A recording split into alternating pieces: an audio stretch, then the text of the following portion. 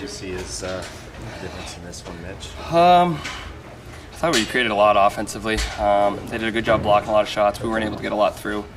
They transitioned well on us and made some great plays and scored off it. How difficult is it to see a goal kind of taken away offside in certain terms of how inches that? Yeah. Yeah, I mean, that's how the game goes sometimes. So, we didn't let it frustrate us as a line. We felt good about what we were doing tonight, especially in that first, and then just carried it on. So, we didn't want to let it bring us down. I thought we did a good job of not letting it bring us down. We just stuck with our game plan. We had a lot of good looks. We just weren't able to capitalize. Take us how you saw Austin in for his 10th goal there, in that play. Yeah, just saw, kind of had time and tried to shrink the zone as much as I could. Tried to pump fake and luckily enough got two guys to bite on it. And saw Austin kind of flare out to the side there. So I had one-timers on both sides. I think the pass to Austin was just a little easier than the one to Willie. So lucky enough he was able to put it in. And on the nice goal, I'm assuming you're shooting for the tip there? Yeah, I mean, him and Tone do such a good job of getting around that net and getting their stick open and free. And for me as a player up there, I'm just trying to find a way to, sift one in for those two to try to get a stick on it. And I mean, they've done a great job at it. So, we practice it quite a bit as well. So it's a great tip by Nazi, and I knew he was there to try to kind of, like I said, float it into him. What makes Maritzaitis such a difficult opponent to go against? He brings some size. Obviously uses his body well. Give him time and space, he makes a great play. Good outlets, gets up the ice well, creates offense for their team, and obviously helps them out defensively. So, he's came into his own. What did you make of how Joseph performed for you guys in goal today? I thought he played great. A couple of those he really had no chance on. So, it sucks when you see something like that go that way, especially when he makes some big saves beforehand. What's the challenge? 5 o'clock start tomorrow, like less than 24 hours. Yeah. What, as a player, how do you deal with that? Back to junior hockey, I guess. Yeah. I mean, I don't know. Just try to get as much recovery as you can here tonight with whatever you want to do, however you want to do it, and then obviously try to get to sleep as quick as you can when we get home tonight. Kind of do your own thing throughout the day tomorrow, and just be ready for a game. And what do you make of this game, and what do you think was the difference in the result?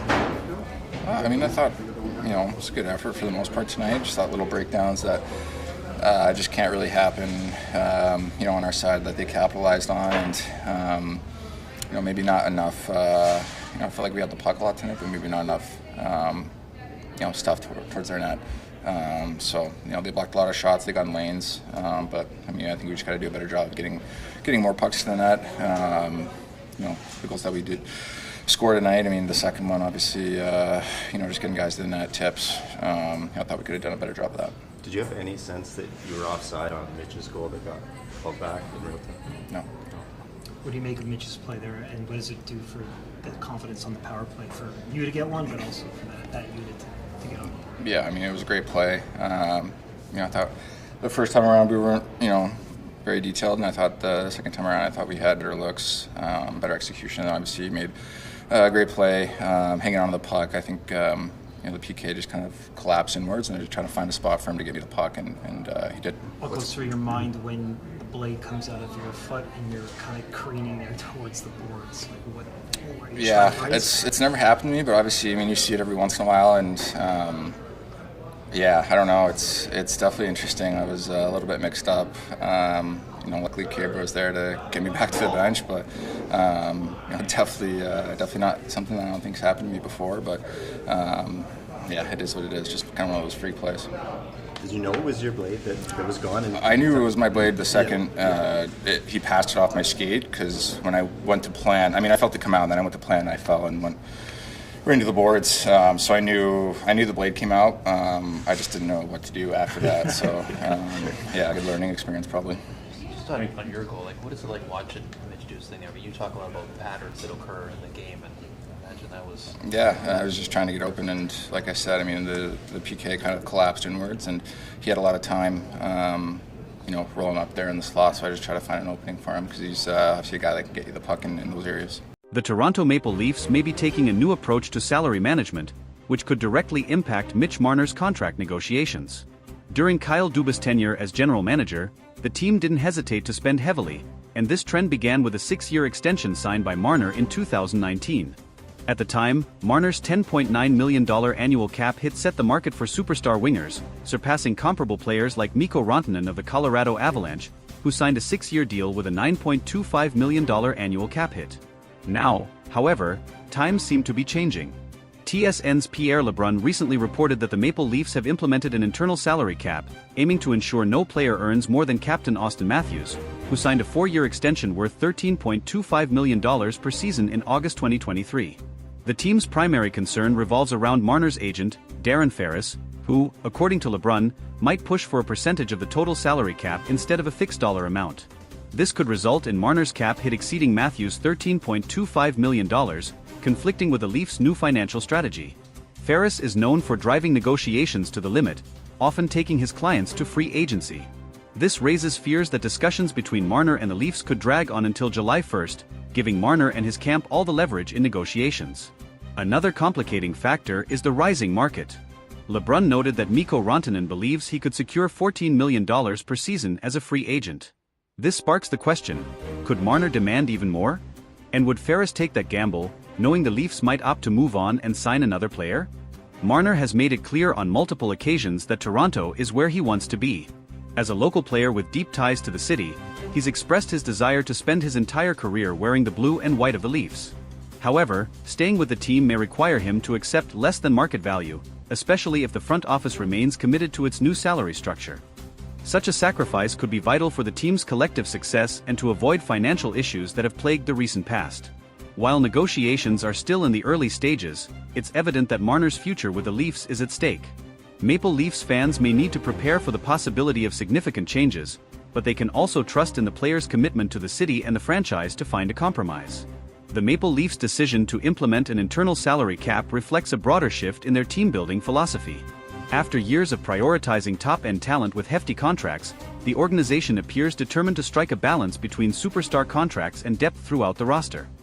This strategy aims to avoid the pitfalls of past seasons, where a lack of financial flexibility often left the team vulnerable in critical playoff moments.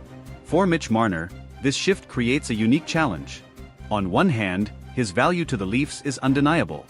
A consistent top scorer and elite playmaker, Marner has been instrumental in driving the team's offense. On the other hand, his ability to command a salary that rivals or exceeds Austin Matthews could put the Leafs in a difficult position, especially with a potential need to strengthen other areas of the roster. As the 2023-24 season progresses, the Leafs must weigh the potential consequences of sticking to their cap philosophy.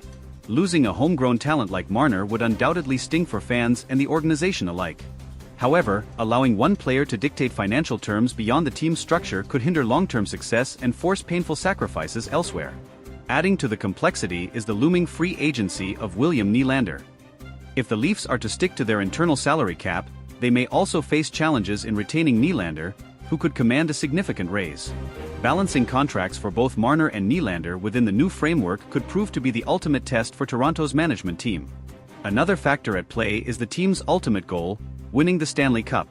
While star players like Marner and Matthews are crucial, history has shown that depth and balanced rosters often prevail in the postseason. If the Leafs fail to manage their finances effectively, they risk falling short of building a championship-caliber team, even with elite talent. For Marner, the decision to stay with the Leafs might come down to more than just dollars. His connection to the city, the fans, and his teammates could be deciding factors. If he prioritizes legacy and loyalty over maximizing earnings, there's a strong possibility that he'll work with the team to find a deal that benefits both parties. Negotiations will also test Darren Ferris, known for his hardline tactics in securing lucrative deals for his clients. While pushing for top dollar is expected, Ferris may need to weigh the risks of alienating the Leafs management and fanbase. A prolonged stalemate could damage Marner's relationship with the team and its supporters. The Leafs management, led by general manager Brad Treliving, faces a pivotal moment. Treliving's reputation as a negotiator and team builder will be on full display as he navigates this high-stakes scenario. Striking the right balance could solidify his tenure in Toronto, while a misstep might set the team back for years. For Maple Leafs fans, the coming months will be filled with anticipation and uncertainty. Marner's future, along with the team's ability to stay competitive under financial constraints, will likely dominate conversations as the season unfolds. Supporters can only hope that the team's new approach leads to greater playoff success and, ultimately, the elusive championship. In the end, the outcome of these negotiations could redefine the Maple Leafs' identity for years to come. Whether it results in retaining Marner or reshaping the roster, the team's commitment to an internal salary cap signals a clear focus on long-term sustainability. Fans will be watching closely, hoping for a resolution that keeps the team's core intact and their championship dreams alive. As the negotiations with Mitch Marner progress, another layer of complexity is added by the external competition in the NHL market. Teams with more cap space and fewer restrictions could easily present lucrative offers to Marner if he reaches free agency. The Leafs are not only negotiating with Marner but also indirectly competing with other franchises willing to outbid them for his services. One example of this is Mikko Rantanen, whose potential $14 million value on the open market highlights the growing demand for elite wingers.